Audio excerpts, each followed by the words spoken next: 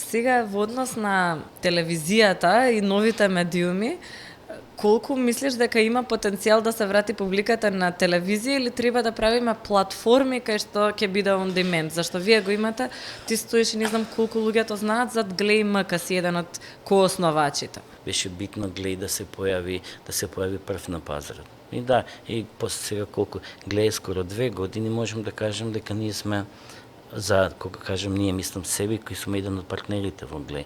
Еден директор е таму Дарко Перучевски, кој што си го води проектот на дневна. На основа ценам дека ние му сме само добра поддршка. Меѓутоа Глеј, до сега Глеј успешно приказна. Успеавме после 2 години да бидеме одржливи, што е многу битно. Меѓутоа, она што е битниот дел за Глеј, Глеј беше направен на 4 пилари да се потпира. Прво беше квалитетна детска продукција, второ беше локална продукција играна, третото беше избор на регионална продукција и на крајот беше избор на она што постои во светот како квалитетна ТВ содржина да ги донесеме тука. И се разбира сето тоа синхронизирано и преведено на македонски. Сега сите сме на Netflix или на Глеј МК? Сите сме диджитал негде. Негде.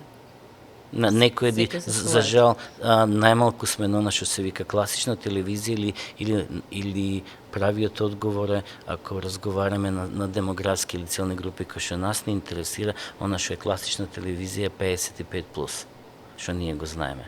Едноставно тоа значи дека вашата генерација едноставно нив не ги интересира телевизија. Еве пак ќе кажам мој личен пример. Минатата година моите двете ќерки побараа од нивната соба да го извадам телевизорот, им сметал.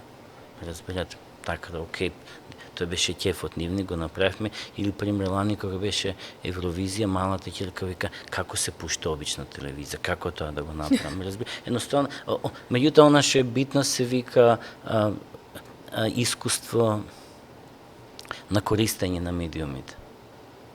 Така е. Едноставно, тоа веројатно слични се тактиките кај секој медиум или има нешто што треба да го знаеш, да го имаш за да бидеш успешен и на МТВ и на YouTube. И сега да го стигнеме тие 30-40 прегледи милиони кои што ги имавме на YouTube, тогаш нас не е потребно една огромна машинерија на луѓе за тоа да ги покриеме